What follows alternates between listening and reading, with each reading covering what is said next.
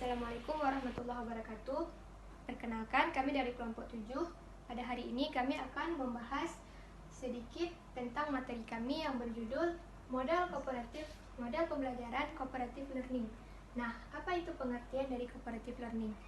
Pengertian cooperative learning adalah suatu model pembelajaran yang dimana siswa belajar dalam kelompok kecil yang di dalamnya beranggotakan siswa yang kemampuannya berbeda-beda. Dalam menyelesaikan masalah kelompok, setiap anggota harus saling bekerja sama antara satu dan lainnya untuk memahami materi pembelajaran.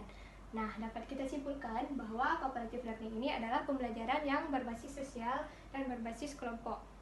Jadi, strategi pengajaran ini dirancang untuk mendidik siswa agar mampu bekerja sama dalam tim atau bekerja sama dalam suatu kelompok dan dirancang agar dapat meningkatkan interaksi antar siswa. Nah, jadi pembelajaran cooperative learning ini nanti guru akan membagikan satu kelompok yang di dalamnya terdiri dari 3 atau 4 orang. Yang di dalamnya guru menempatkan satu siswa yang dianggap guru tersebut pandai, dan kemudian siswa yang dianggap pandai tersebut harus mampu mengayomi kawan-kawannya agar pembelajaran dapat berhasil. Dan apa tujuan dari model cooperative learning ini? Cooperative learning ini bertujuan untuk menjadikan teman sebaya sebagai sumber ilmu, sebagai sumber belajar selain guru dan buku. Jadi nanti siswa yang pandai ini mengajarkan kepada kawan-kawannya apa yang telah dia pahami dan terjadinya pertukaran pikiran. Jadi disitulah termasuk disebutkan sebagai sumber belajar selain guru dan buku. Nah, kemudian tujuan yang kedua, menciptakan situasi di mana keberhasilan individu tergantung pada kelompok. Nah, jadi tujuan umum dari cooperative learning ini adalah dalam pembelajarannya, belajar dikatakan belum selesai jika teman di dalam satu kelompok tersebut belum mampu menguasai pembelajaran. Nah, maka dari tujuannya kita sebagai kawan harus mampu mengayomi kawan-kawan yang lain untuk ikut mampu memahami pembelajaran seperti kita.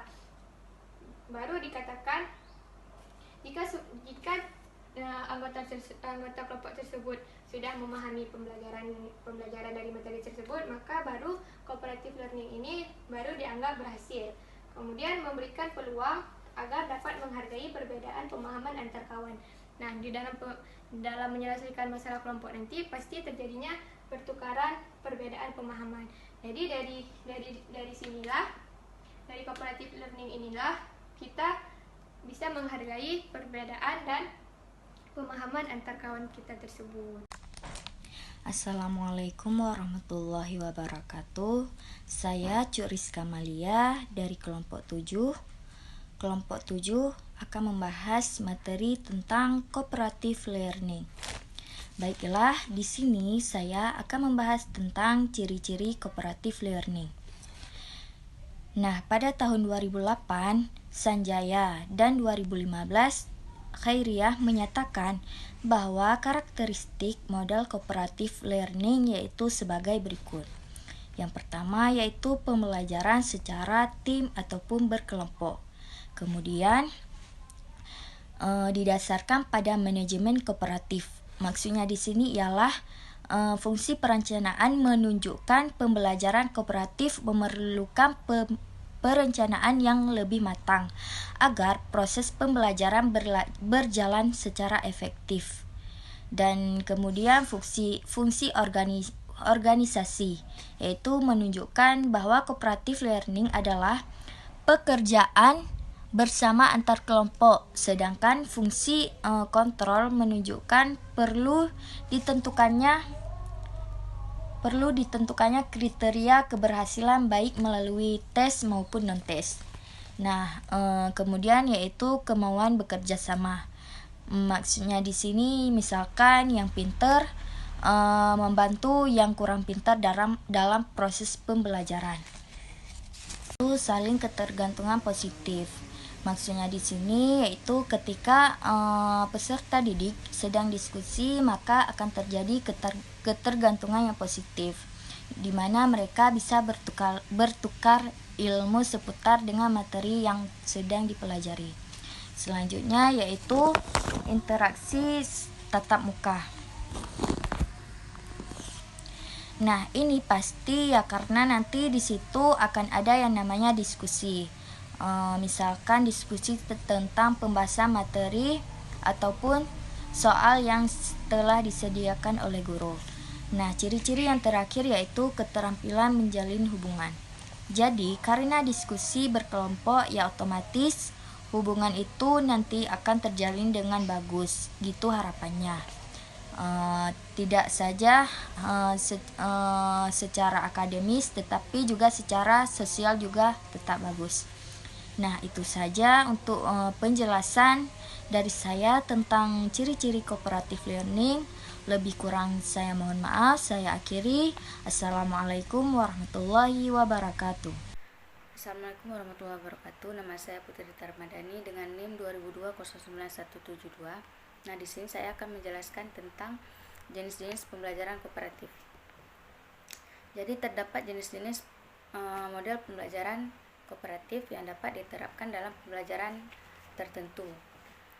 Kemudian juga setiap model pembelajaran ini memiliki karakteristik masing-masing yang bisa disesuaikan dalam pembelajaran atau situasi tertentu. Kemudian pemilihan model pembelajaran ini juga harus disesuaikan dengan materi dan juga karakteristik siswa yang ada di dalam ruangan tersebut. Yang pertama ada jigsaw. Nah, jigsaw ini merupakan model pembelajaran kooperatif di mana siswa belajar dalam kelompok kecil yang terdiri dari 4 atau 6 siswa. Jadi di sini guru membentuk kelompok yang terdiri dari 4 atau 6 siswa. Kemudian pada pembelajaran ini juga terdapat kelompok asal dan juga kelompok ahli. Kelompok asal itu yaitu kelompok induk siswa yang beranggotakan siswa dengan memiliki kemampuan atau latar belakang yang beragam. Kemudian kelompok ahli ini yaitu kelompok siswa yang terdiri dari anggota kelompok asal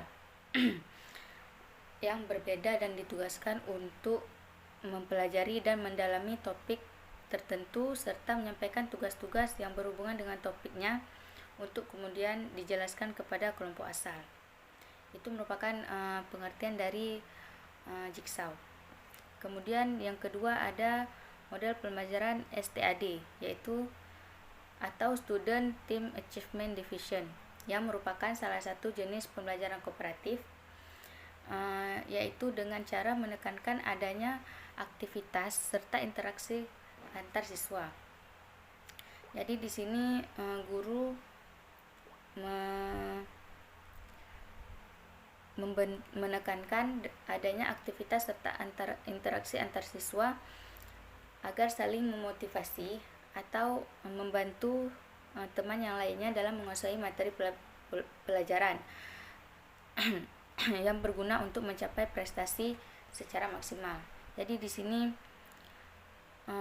guru membentuk interaksi atau aktivitas yang bisa memotivasikan temannya yang lain untuk mencapai prestasi secara maksimal.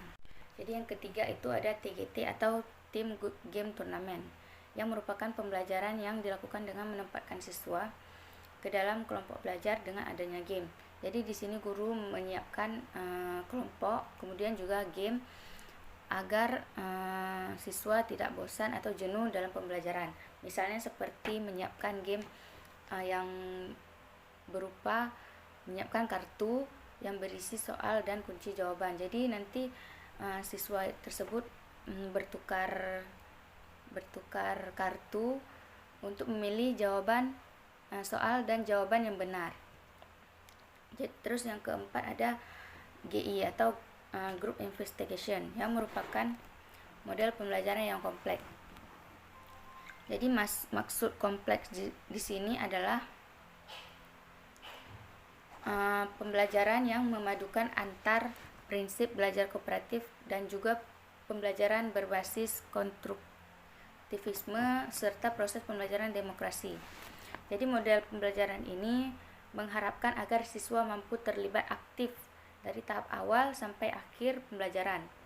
Kemudian juga pembelajaran kooperatif ini menjadikan siswa mampu untuk berpikir secara analisis, kritis, kreatif, reflektif, dan produktif. Kemudian yang kelima ada NHT. Nah, NHT ini juga disebut number head together. Jadi pembelajaran NHT ini merupakan pengembangan dari model pembelajaran kooperatif yang berupa tipe TGT yang merupakan model pembelajaran ketiga tadi yang saya jelaskan. Jadi pada model pembelajaran NHT ini khususnya adalah pembelajaran kelompok yang digunakan melalui penyelesaian tugas dengan saling membagi ide. Jadi setiap kelompok itu harus memastikan bahwa anggotanya itu memahami serta menguasai tugas. Jadi nanti semua siswa itu memahami konsep secara bersamaan. Jadi guru ini harus memastikan bahwa setiap siswa ini memahami atau menguasai tugas yang diberikan oleh guru tersebut. Kemudian yang terakhir ada TPS atau Think Pair Share, yang merupakan pembelajaran yang memungkinkan setiap anggota pasangan siswa mampu menanggapi sebuah pertanyaan yang diajukan.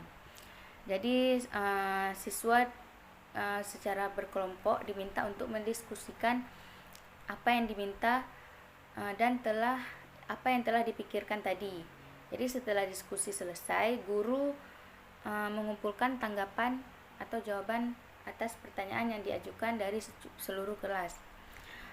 Kan tadi udah dikelompokkan tuh siswa, udah menjadi beberapa kelompok. Jadi guru diminta untuk mendiskusikan pertanyaan tersebut.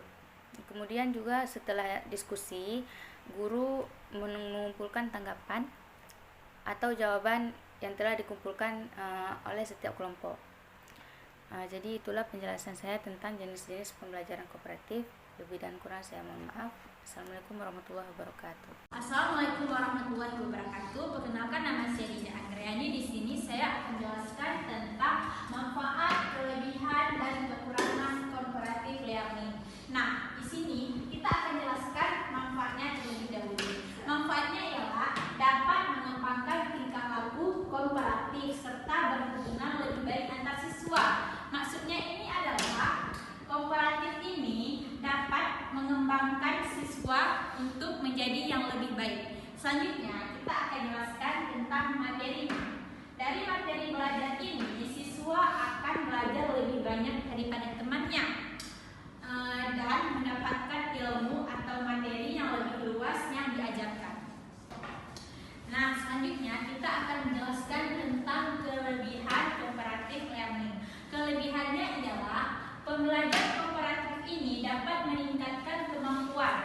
Nah, kelebihannya ini dapat meningkatkan kemampuan siswa. Dan selanjutnya presentasi siswa. Presentasi siswa ini juga terdapat kelebihan dari comparative learning dan pemahaman mengenai suatu pembelajaran serta meningkatkan keterampilan sosial siswa. Ini adalah kelebihan dari comparative learning.